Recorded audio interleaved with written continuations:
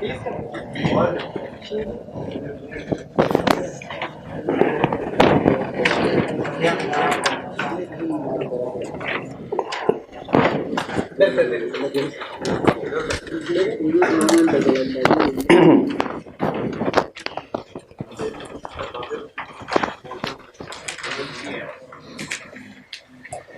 आज के लेक्चर का आगाज करते हैं।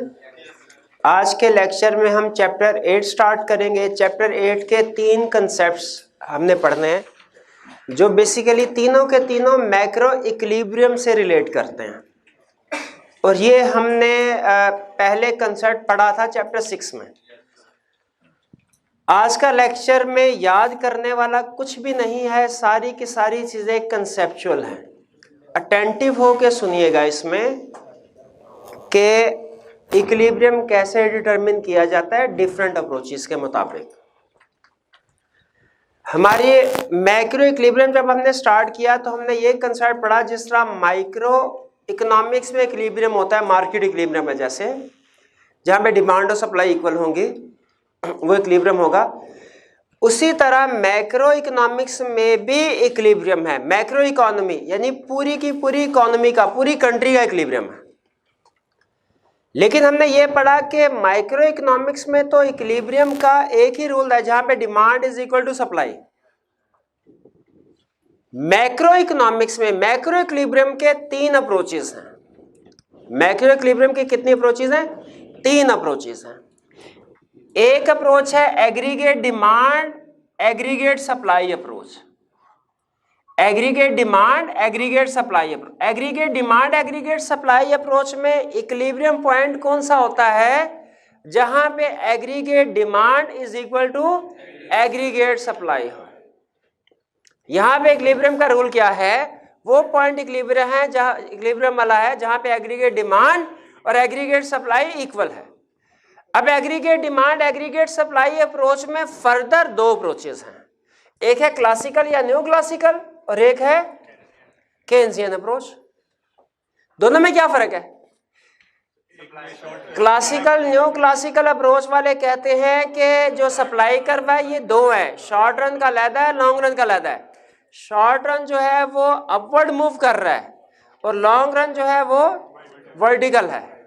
जबकि केन्जियन अप्रोच वाले ये कहते हैं कि शॉर्ट रन और लॉन्ग रन अलहदा अलहदा नहीं है, बल्कि एक ही एग्रीगेट सप्लाई कर्व है, जो कि पहले हॉरिजॉन्टल है उसके बाद वर्टिकल है। एक ही। इन दोनों में इक्विलिब्रियम डिसाइड करना हमने सीख लिया। क्लियर हो गया? अब ये हम सीख चुके हैं। क्विक रिवीजन के लिए अगर आप कहेंगे तो दोबारा डायग्राम आपको बना के सिखा दूंगा रिवीजन के लिए।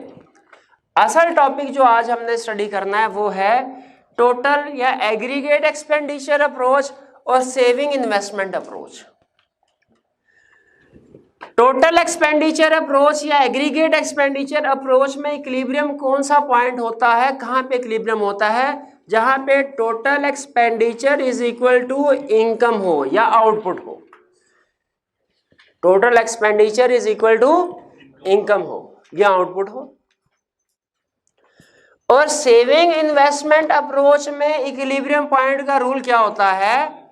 Where withdrawal is equal to injection, या इसी को वो कहते हैं where saving is equal to investment. Saving withdrawal होती है ना, और इन्वेस्टमेंट इंजेक्शन होती है।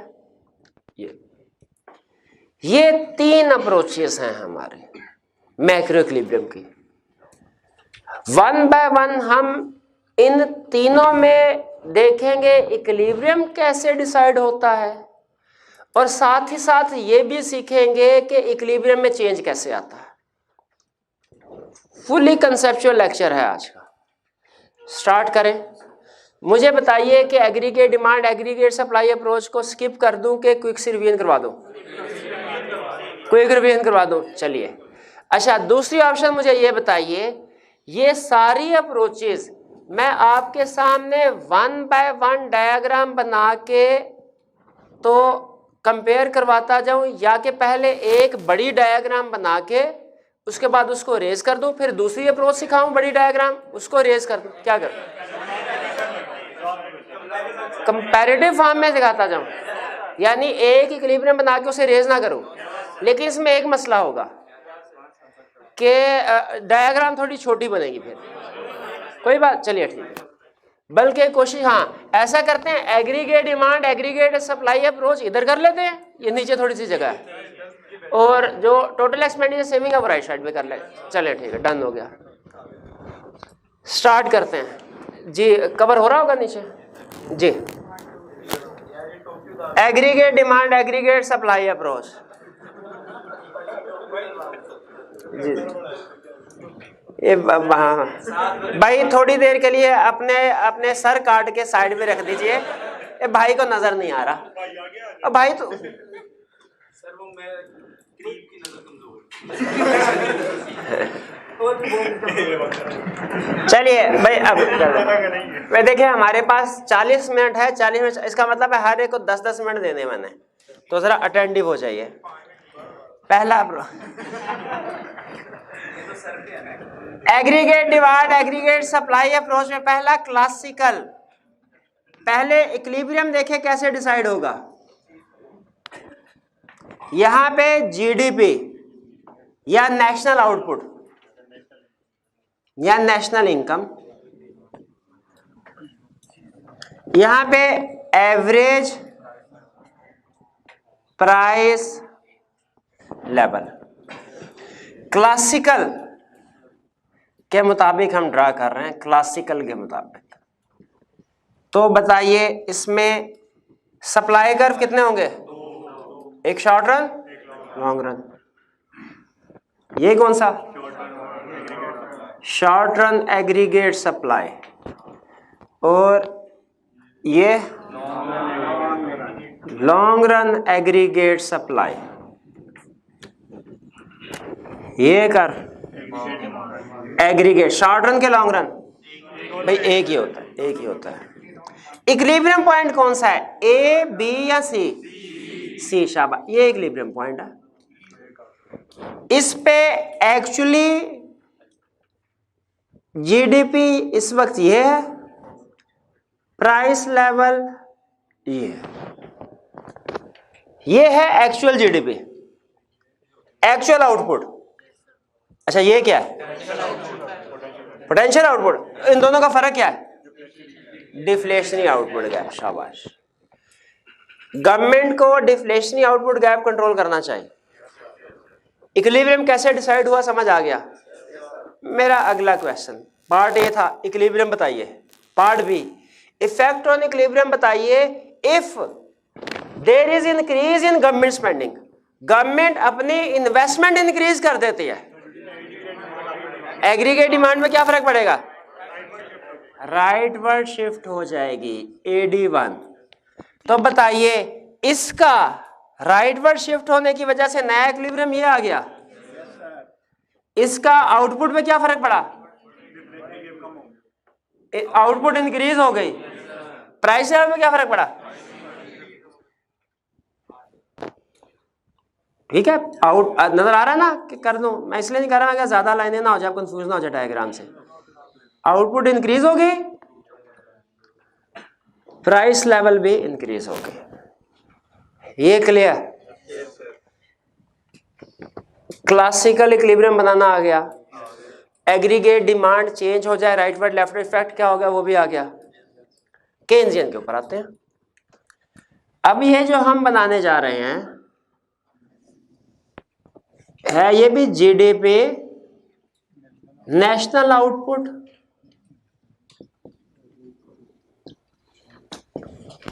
यहां पे उधर तो एवरेज प्राइस लेवल लिखा था, इधर जनरल प्राइस लेवल लिख रहा हूं, तो वही बात है, एक ही बात है। अब इधर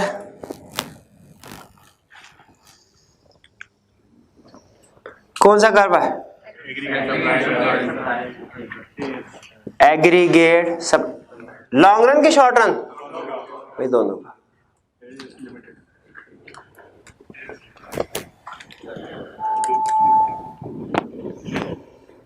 एग्रीगेट डिमांड इक्विलिब्रियम क्या है, E0, ये वाला ना, एक्चुअल आउटपुट ये है, पोटेंशियल किधर है? पोटेंशियल आउटपुट को दूसरा नाम क्या था?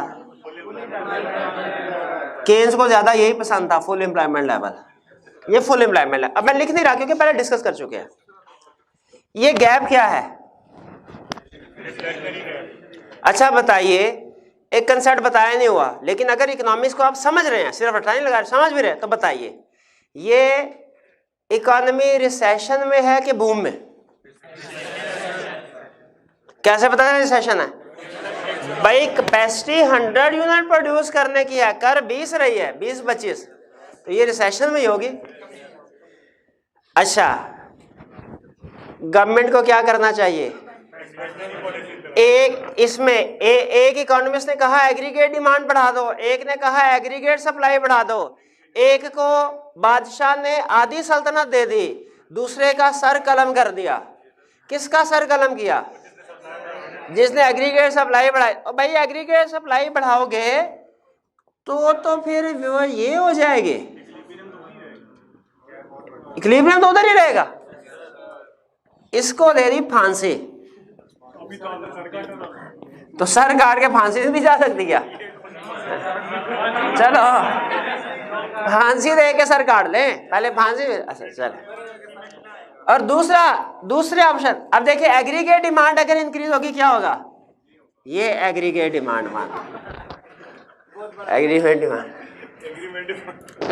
अब देखिए, अच्छा आप मुझे बताइए, इतने बड़े बड़े इकोनॉमिस्ट बैठे हैं, एग्रीगेट डिमांड बढ़ी, इधर भी एग्रीगेट डिमांड बढ़ी, उधर भी इक्विलिब्रियम चेंज हुआ, इधर भी इक्विलिब्रियम चेंज हुआ, फर्क क्या है? क्लासिकल में प्राइस भी इंक्रीज हुई, इसमें प्राइस चेंज नहीं होती। केन्स में, केन्स बाबा क्या करते थे? प्राइस नहीं बढ़ाते। लेकिन एक वक्त जब वो गुस्से, जलाली तबीयत के बंदे थे केन्स बाबा, जब वो गुस्से में आया, फुल एंगर में आ जाते थे ना, तो फुल लेवल पे आके फिर प्राइस बढ़ा दिया करते थे। तो अगर aggregate demand full employment level पे आ गए, वहां पे आपने उनको छेड़ा और एग्रीगेट डिमांड बढ़ाई, तो फिर आउटपुट नहीं बढ़ेगी, फिर जो बढ़ेगी वो प्राइस होगी। तो अब फर्क समझ आया आपको? क्लासिकल के इक्विलिब्रियम में और केन्स के इक्विलिब्रियम में फर्क क्या है?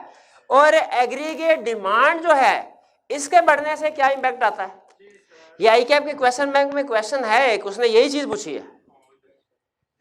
समझ आ गया? ये तो हमने पढ़ना ही नहीं था, तो पहले पढ़ चुके हैं, ये पढ़ चुके क्या पहले? हाँ, ये aggregate demand aggregate supply approach समझा दिया, क्लासिकल में भी केन्जियन में भी। अब क्या पढ़ना है?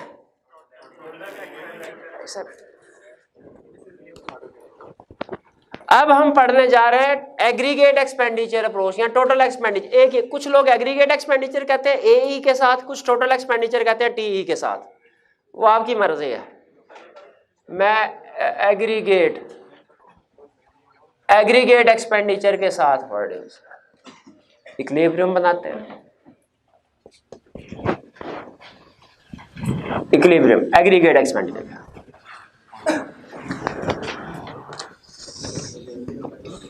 इधर है जीडीपी,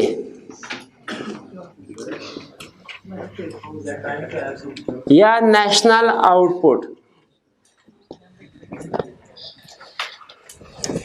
इधर है टोटल एक्सपेंडिचर या एग्रीगेट एक्सपेंडिचर।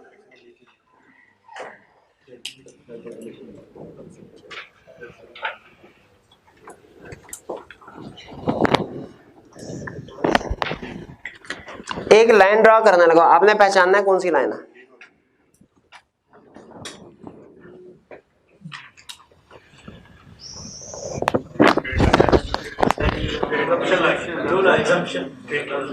कंजम्पशन, शाबाश, कंजम्पशन। सी, टोटल एक्सपेंडिचर में सिर्फ कंजम्पशन का खर्चा है कि इन्वेस्टमेंट का खर्चा भी शामिल होता है? इन्वेस्टमेंट का भी आता। टोटल किसी इकोनॉमी के टोटल एक्सपेंडिचर एग्रीगेट एक्सपेंडिचर में सिर्फ कंजम्पशन और इन्वेस्टमेंट का खर्चा शामिल है कि गवर्नमेंट स्पेंडिंग भी शामिल है? क्या गवर्नमेंट स्पेंडिंग के फॉरेन ट्रेडर्स भी? भाई सबका खर्चा टोटल, ये तो सिर्फ कंज्यूमर का। ये कहां पढ़ा था हमने? चैप्टर 7 में। लेकिन थोड़ा सा सोच के बताइए कि अगर ये कंजम्पशन कंज्यूमर का खर्चा है, इसमें इन्वेस्टमेंट का ऐड कर दे, क्या होगा? कर्व यही रहेगा, थोड़ा सा ऊपर चला जाएगा। ऐसे ही होगा ना भाई। इस ये सी है, अगर मैं सी प्लस आई कर दूं तो ये हो जाएगा सी प्लस आई।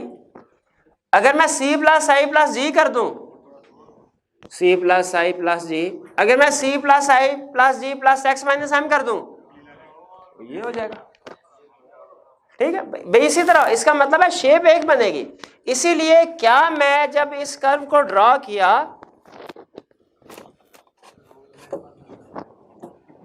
क्या मैंने जब इस कर्व को ड्रॉ किया तो इसको मैं बजाय ये कि सी अलहदा शो करूं, सी प्लस आई अलहदा शो करूं, सी प्लस आई प्लस जी प्लस एक्स अलहदा अलहदा शो करूं, एक ही लाइन ना शो कर दूं कि यही सी प्लस आई प्लस जी प्लस एक्स माइनस एम यानी टोटल एक्सपेंडिचर है, एक ही कर दूं ना भाई। 4 डायग्राम खिचड़ी पक जाएगी, एक ही कर। ठीक है, तो अब हमने इसको, अब मैं नाम दे रहा हूं टीई या एई, टोटल एक्सपेंडिचर एग्रीगेट। सी नहीं कह रहा, सिर्फ सी नहीं कह रहा, सिर्फ इसमें सी भी शामिल, आई प्लस। इतराज तो नहीं आपको कि सर पढ़ाया आपने चैप्टर 7 में इसको कंजम्पशन लाइन था, अब टोटल एक्सपेंडिचर एग्रीगेट एक्सपेंडिचर कह रहे हैं। वही चीज है, ऐड उड होके वो शेप तो वही आती है। अच्छा, टोटल एक्सपेंडिचर क्लियर। अब चलते हैं, एक और लाइन ड्रा करने लगा हूं। गैस कर सकते हैं तो गैस कीजिए जरा कौन सी लाइन है।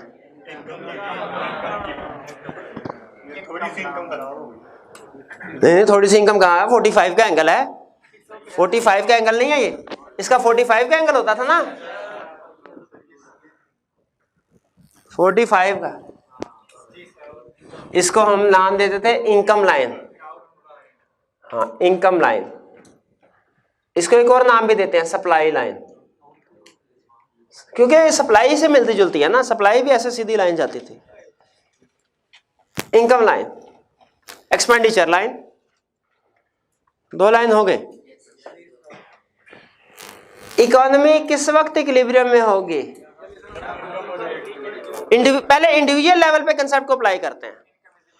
हर इंडिविजुअल की जिंदगी का एक हिस्सा होता है जब उसके एक्सपेंडिचर ज्यादा होते हैं, इनकम कम होती है जब वो स्टूडेंट होता है,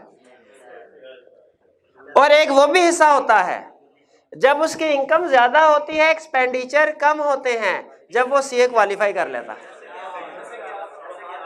और एक वो भी हिस्सा होता है जब उसकी इनकम और एक्सपेंडिचर इक्वल होते हैं, आर्टिकल चल रहे होते हैं। आर्टिकल में सिर्फ इतने को पैसे देते हैं कि आप जिंदा रह सकें, अब घर वालों से पैसे ना मंगवाने पड़े, उससे ज्यादा नहीं कुछ मिलता। तो बताइए, अगर यही कंसेप्ट ओवरऑल इकोनॉमी में अप्लाई किया जाए, आपके सामने टोटल एक्सपेंडिचर लाइन भी है, आपके सामने इनकम लाइन भी है, इकोनॉमी किस वक्त इक्विलिब्रियम में है? Where total expenditure is equal to income या आउटपुट, यहां पे इक्विलिब्रियम में है। यहां पे ये है इक्विलिब्रियम पॉइंट।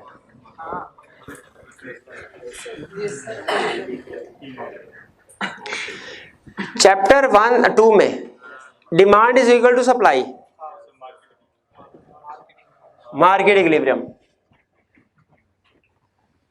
यहां पे वहां हमने क्या ये कंसेप्ट पढ़ा था? अगर डिमांड ज्यादा है, सप्लाई कम है, मार्केट डिसइक्विलिब्रियम में है, कैसे मूव करेगी? पढ़ा था, शॉर्टेज। शाबाश। क्या ये कंसेप्ट पढ़ा था? इक्विलिब्रियम से ज्यादा हो, सप्लाई ज्यादा है,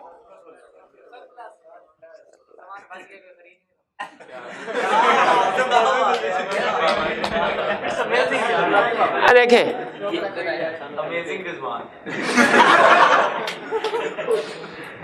हाथ उठा के जवाब देना है, 50 रुपए इनाम।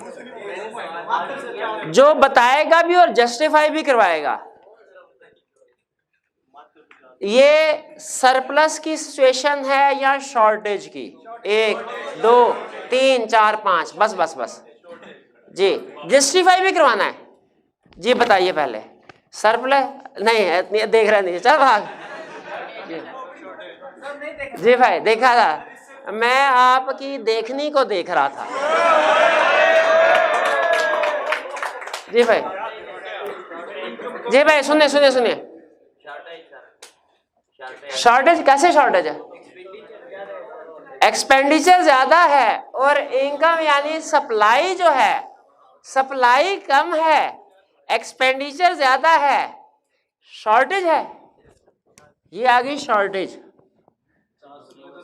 अच्छा बताइए यहाँ पे भाई, इक्विलिब्रियम की तरफ तो लेके जाओ ना। अब क्या होगा? शॉर्टेज है, फर्म वाले क्या करेंगे इस सिचुएशन में? क्या होगा? प्रोडक्शन बढ़ेगी कम होगी? प्रोडक्शन बढ़े, मजदूरों को ज्यादा नौकरियां मिलेंगी, जीडीपी बढ़ेगी। जीडीपी बढ़ते बढ़ते बढ़ते बढ़ते जब इक्विलिब्रियम में पहुंच जाएगी, खत्म। शाबाश शाबाश, ये भाई को दीजिए।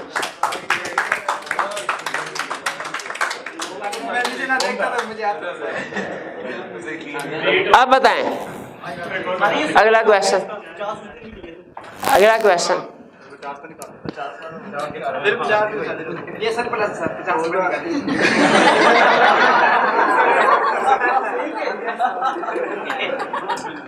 पैसा ज्यादा पड़े, सामान कम है। पैसे सामान, एक्सपेंडिचर कम है, सप्लाई ज्यादा है, एक्सपेंडिचर कम, यानी एक्सपेंडिचर लोग कम खर्चा कर रहे हैं, लोग कम डिमांड कर रहे हैं, कंजम्पशन कम है, सप्लाई ज्यादा है, सरप्लस है। इसमें फिर क्या कर, कैसे इक्विलिब्रियम की तरफ आएंगे? एक मिनट, प्रोडक्शन कम कर देगा, अनएम्प्लॉयमेंट बढ़ेगी कम होगी? प्रोडक्शन कम करेगा मजदूरों को, अनएम्प्लॉयमेंट कम होगी, बिल्कुल। तो इकोनॉमी आस्ता आस्ता इक्विलिब्रियम की तरफ आ जाएगी। ये दोनों क्लियर हो गए भाई। रूल होता है हमारा, पहले हाथ उठाना होता है, फिर मैं पॉइंट आउट करता हूँ, फिर जवाब देते हैं, फिर इनाम मिलता है। ऐसे रैंडमली बोलते रहे तो इनाम थोड़ा ही होता है। चले अगला क्वेश्चन इनसे पूछेंगे। पहले बताइए ये कंसेप्ट समझ आ गया? देखिए एग्रीगेट एक्सपेंडिचर, बिल्कुल लाइन ड्रॉ करनी है आपने, एक एक्सपेंडिचर लाइन और एक इनकम या सप्लाई लाइन। इनकम या सप्लाई लाइन हमें पता है 45 एंगल की होती है, और एक्सपेंडिचर लाइन कंजम्पशन लाइन की तरह ही है, ठीक है। इक्विलिब्रियम क्या होगा? जहां पे दोनों इक्वल है। अच्छा अहम चीज एक्सप्लेनेशन में आपको एक्सप्लेन करना होगा, अगर यहां पे total expenditure is greater than income तो क्या करना है? टोटल, यहां पे total expenditure is greater than income तो क्या करना है वो बताएंगे। और फिर नीचे एक्सप्लेनेशन करते हैं पॉइंट बी कि अगर total expenditure is less then income तो इक्विलिब्रियम की तरफ जाने के लिए क्या करना पड़ेगा फर्म को, वो बताएंगे। जैसे मार्केट इक्विलिब्रियम में बताया था ना, पहले शॉर्टेज में बताया था फर्म क्या करेंगे, फिर सरप्लस में बताया था फर्म क्या करेंगे। यहां पे भी दोनों साइड्स को एक्सप्लेन करना है कि कैसे इक्विलिब्रियम की तरफ जाएंगे। यहां तक क्लियर? अब आगे आई कैप की बुक तो नहीं मैं खुद से पूछ रहा हूं आपसे। अगर गवर्नमेंट इन्वेस्टमेंट बढ़ा दे इकोनॉमी पे क्या फर्क पड़ेगा? इन्वेस्टमेंट को बढ़ा दे, इनकम लाइन पे फर्क पड़ेगा कोई? इन्वेस्टमेंट को बढ़ाने से टोटल एक्सपेंडिचर पे फर्क पड़ेगा कि इनकम सप्लाई लाइन पे? टोटल एक्सपेंडिचर पे। इन्वेस्टमेंट टोटल एक्सपेंडिचर में शामिल है। C plus I plus G plus X minus M ये है, ये नहीं है, ये है। तो जब I बढ़ेगा तो ये लाइन बढ़ेगी, किधर? राइट वर्ड शिफ्ट होगी, इधर को शिफ्ट होगी, ऊपर को जाएगी। ये होगा टोटल एक्सपेंडिचर प्लस इन्वेस्टमेंट। अब बताइए इक्विलिब्रियम पे क्या फर्क पड़ा? आउटपुट हमारी बढ़ गई। अब हमारा इक्विलिब्रियम ये नहीं रहेगा, शाबाश शिफ्ट हो गई, ये आ गया। अगली डायग्राम, यहां तक क्लियर है? यहां तक क्लियर? अब क्या सीखना है हमने? सेविंग इन्वेस्टमेंट, ये क्लियर है? Saving investment approach. Saving investment approach में फार्मूला क्या है इक्विलिब्रियम का, कि जहां पे withdrawal is equal to injection है। अच्छा ये बात नहीं समझ आई कि withdrawal is equal to injection होना चाहिए, तो फिर तो हमारा फार्मूला होना चाहिए withdrawal is equal to injection में विड्रॉल क्या होता है, STM, S plus T plus M is equal to I plus G plus, withdrawal is equal to injection है अगर, तो फिर तो इकोनॉमी इस वक्त इक्विलिब्रियम में होनी, इकोनॉमी की इक्विलिब्रियम की इक्वेशन ये होनी चाहिए, ये saving is equal to investment है, ये S is equal to I क्यों है, ये अजम्पशन की वजह से। इसमें अजम्पशन कहता है एज्यूम करो क्या इकोनॉमी सिंपल है। अब और कोई नहीं बोलेगा, जिसको पता है वो बताए। एक दफा क्लास में बताया था कि सिंपल इकोनॉमी क्या होती है, क्लोज्ड इकोनॉमी क्या होती है, ओपन इकोनॉमी क्या होती है, 3 टर्म। नहीं भैया ये आपको तो अभी मिला ना है ना भाई, वो पहले काउंट कर रहा है, 100 हो गया है और फिर 150। जी भाई 1 मिनट है, पहले इन्होंने हाथ उठाया था जी। जिसमें गवर्नमेंट का कोई इंटरफेयर ना हो, और अच्छा और क्लोज्ड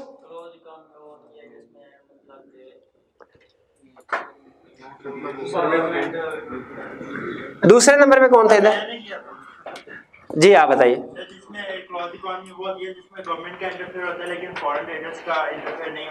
वो सिंपल इकोनॉमी है? नहीं सिंपल से शुरू करें ना, सिंपल इकोनॉमी कौन सी?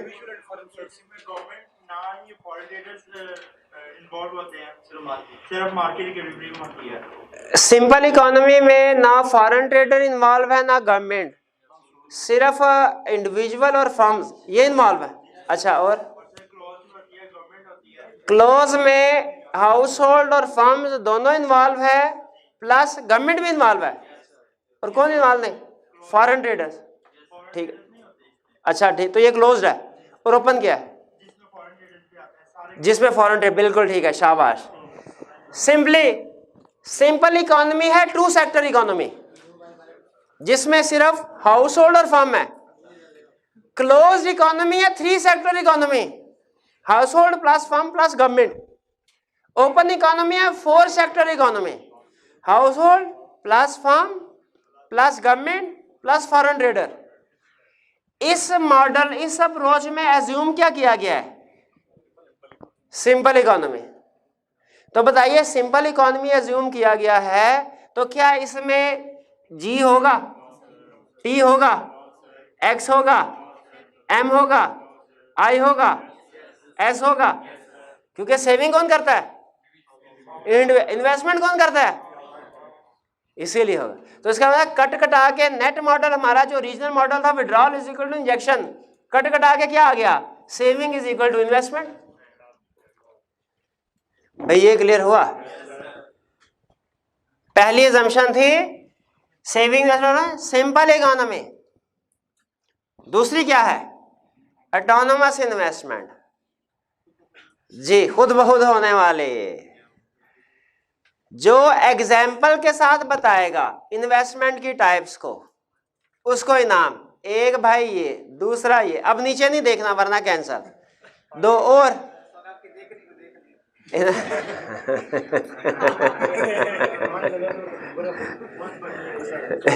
3। जी भैया पहले आप,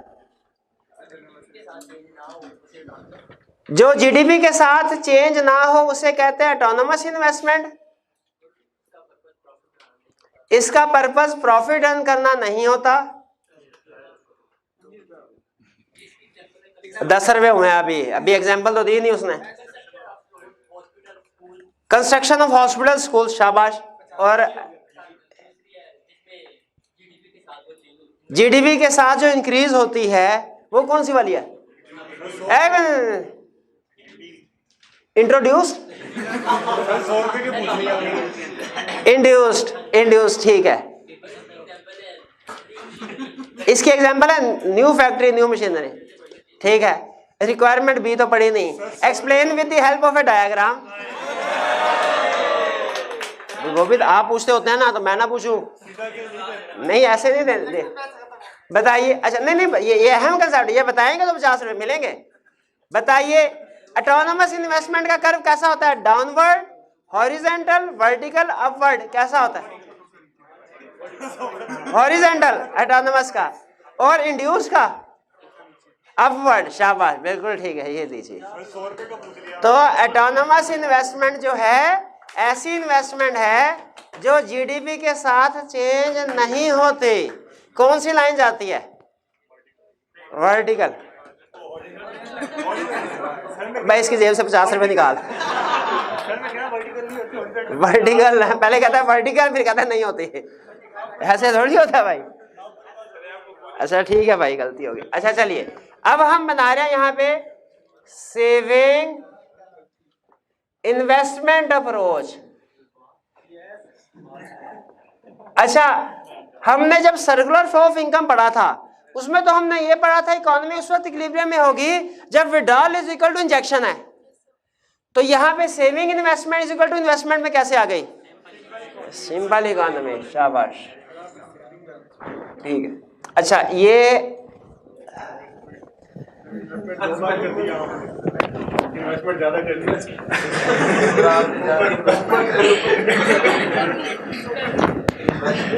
ठीक है, इन्वेस्टमेंट ये है हमारा जीडीपी, नेशनल आउटपुट, और ये है हमारा सेविंग इन्वेस्टमेंट। और क्या होना है? सेविंग एंड, जरा बूझ के बताइए।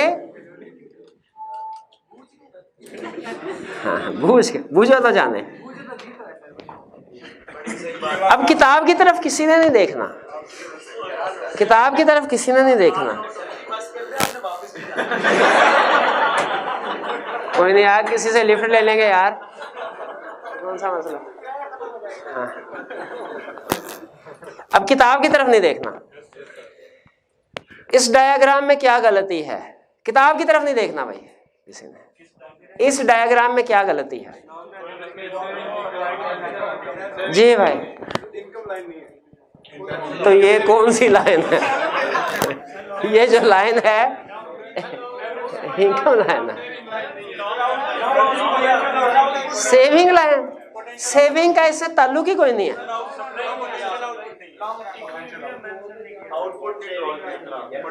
जी, आउटपुट ड्रॉ नहीं किया। और ये क्या है? ये सप्लाई। हाँ जी, हाँ, फुल एम्प्लॉयमेंट लेवल जो है वो ड्रॉ नहीं किया। शाबाश शाबाश। फुल मैक्रो इक्विलिब्रियम आपको बताया था। मैक्रो इक्विलिब्रियम कोई सी भी अप्रोच हो, full employment level, long run aggregate supply कर, जो मर्जी कर दे, वो ड्रॉ करना लाजमी है। लॉन्ग रन एग्रीगेट सप्लाई कर, पोटेंशियल आउटपुट तो ड्रॉ किया ही नहीं। तो मुझे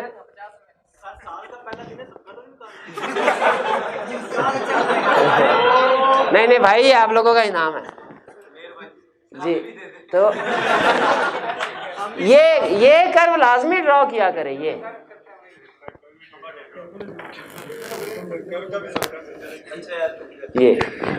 इसे ठीक है, ये पोटेंशियल आउटपुट है। तो उसी तरह आप सेविंग इन्वेस्टमेंट इधर भी बना दे, एंड में भूल ना जाए, हम साइड पे करके बना देते हैं। ये हमारा long run aggregate supply curve हो गया। अच्छा, मैं आपसे कह रहा था कि बूझना है, आपने बूझ के बताना है।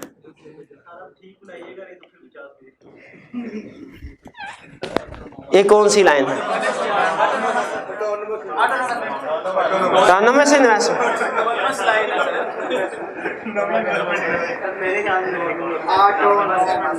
ऑटोनोमस इन्वेस्टमेंट, हाँ बिल्कुल। और इस मॉडल में दूसरी अजम्पशन यही है, इन्वेस्टमेंट होगी कौन सी? ऑटोनोमस। इंड्यूस इन्वेस्टमेंट नहीं होगी। इंड्यूस होती तो कर्व हमारा अपवर्ड होता। ये आई लिख दूं, आई मतलब इन्वेस्टमेंट। अच्छा, तो बताइए फिर ये कौन से वाला कर्व है?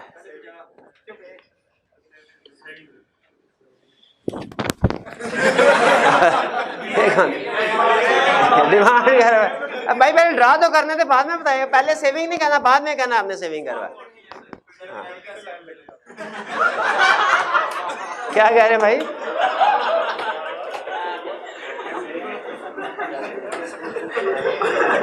नहीं क्या कह के शर्मिंदा क्यों हो जाते हैं? समझ तो आने दिया करें।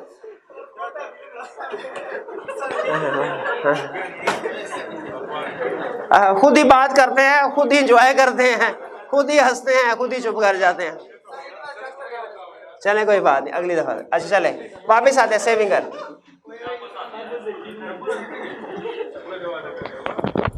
ये कौन सी लाइन है?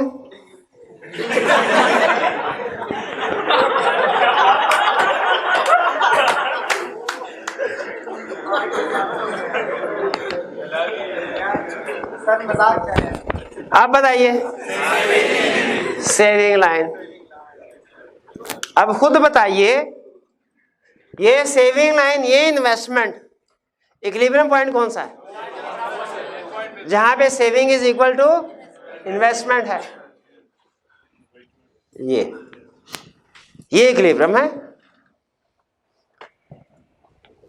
ये है पॉइंट एरिया ए, ये है area B. Area B justify भी करवाना है, जस्टिफाई करवाना। जी मेरे भाई आप बताइए।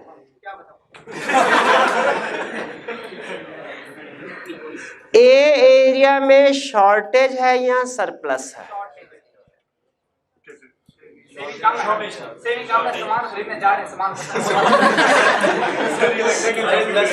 अच्छा सेविंग कम है तो इसका मतलब है कंजम्पशन ज्यादा। सेविंग और कंजम्पशन अपोजिट होते हैं।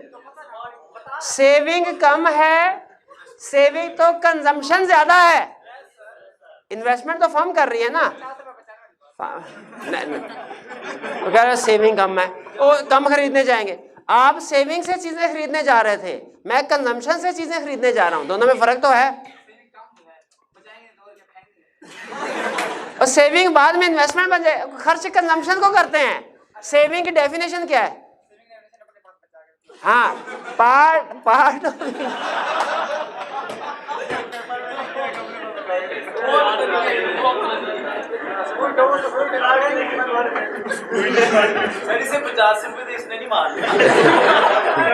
नहीं मैंने नहीं देने, मैंने भी नहीं मानना।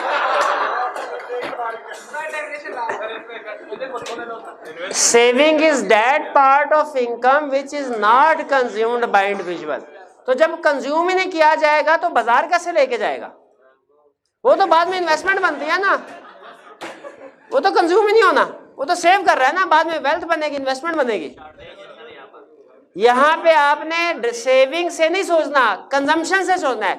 सेविंग का अपोजिट है कंजम्पशन। यहाँ पे सेविंग जो है, saving is less than investment. Saving कम है तो कंजम्पशन सोचे, कंजम्पशन क्या होगी? कंजम्पशन ज्यादा होगी। कंजम्पशन ज्यादा है तो डिमांड ज्यादा, ये शॉर्टेज की है। शॉर्टेज की है, शॉर्टेज की है तो इक्विलिब्रियम की तरफ कैसे जाएंगे?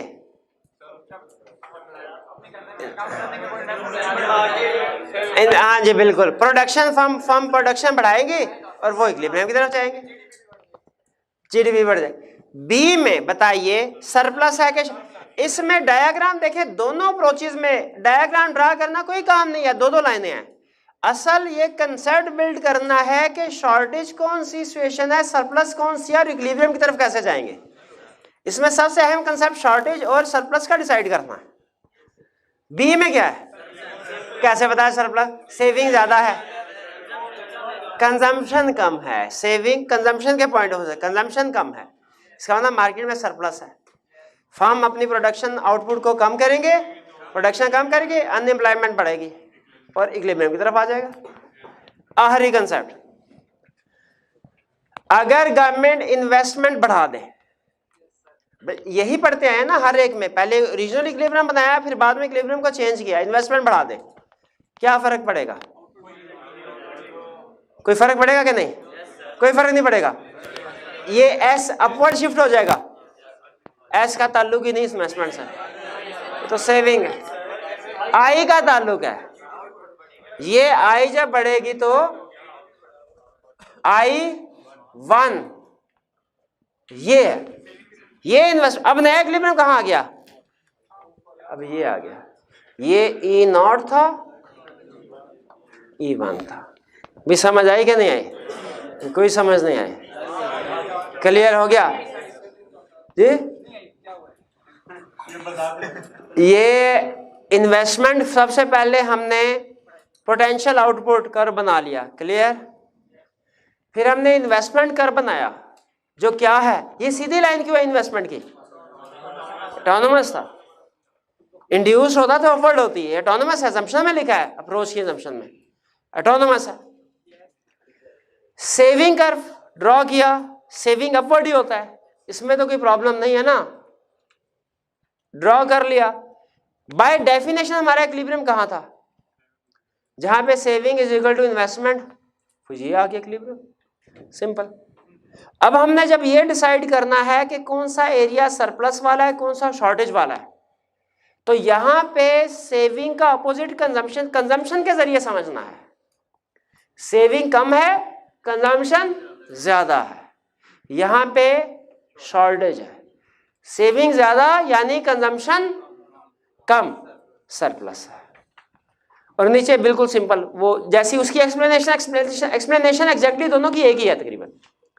आपने सिर्फ ये कर्व से ही ड्रॉ करना है और आइडेंटिफाई करना है कौन सा सरप्लस वाला एरिया, कौन सा शॉर्टेज। जिस तरह मार्केट इक्विलिब्रियम की डायग्राम एक्सप्लेन की थी उसी लाइन पे इसी तरह ये डायग्राम एक्सप्लेन होगी।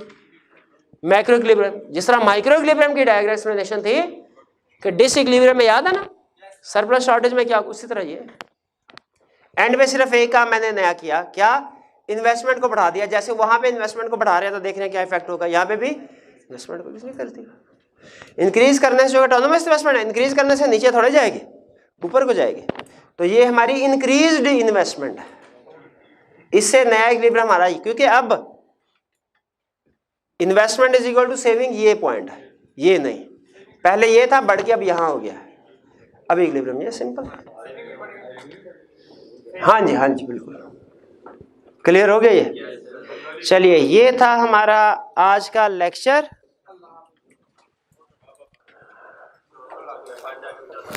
जी क्लियर हुआ, कुछ समझ आई आपको लेक्चर की। चलिए, अब इसके बाद हमने नेक्स्ट कंसेप्ट तो कल डिस्कस करेंगे, एमसीक्यू डिस्कस कर लें। चलिए, अच्छा एमसीक्यूज कर लेते हैं कल, नहीं फ्राइडे नहीं, कल एमसीक्यू डिस्कस करेंगे, टेस्ट डिस्कस करेंगे एक, और फिर उसके बाद एक कंसेप्ट पढ़ेंगे सिर्फ कल, ठीक है। कल ज्यादा नहीं, सिर्फ एक कंसेप्ट स्टडी करेंगे। आज घर जाके आपकी होम असाइनमेंट सुन लें भैया, आपने ये चारों कर्व फरमाइश की, चारों अप्रोचेस के मुताबिक मैंने बता दिया, 3 मेन अप्रोचेस हैं और एग्रीगेट डिमांड एग्रीगेट सप्लाई में 2 अप्रोचेस हैं। अब आपने घर जाके 8 डायग्राम बनानी है, बताएं कौन सी वाली, पहले 4 ये, पहले एग्रीगेट डिमांड एग्रीगेट सप्लाई में क्लासिकल, फिर इसमें केन्जियन, फिर उसके बाद टोटल एक्सपेंडिचर अप्रोच, फिर उसके बाद सेविंग इन्वेस्टमेंट अप्रोच, 4 डायग्राम। उसके बाद 2-3 घंटे का कम से कम गैप देना है, फिर बाद में दोबारा चारों डायग्राम बनानी है जी। टेस्ट है वो, इसमें कितना टाइम लगेगा, इसे 10-15 मिनट नहीं लगेंगे। हाँ, कल आपका चैप्टर 7 का टेस्ट है कंप्लीट। आज का लेक्चर खत्म।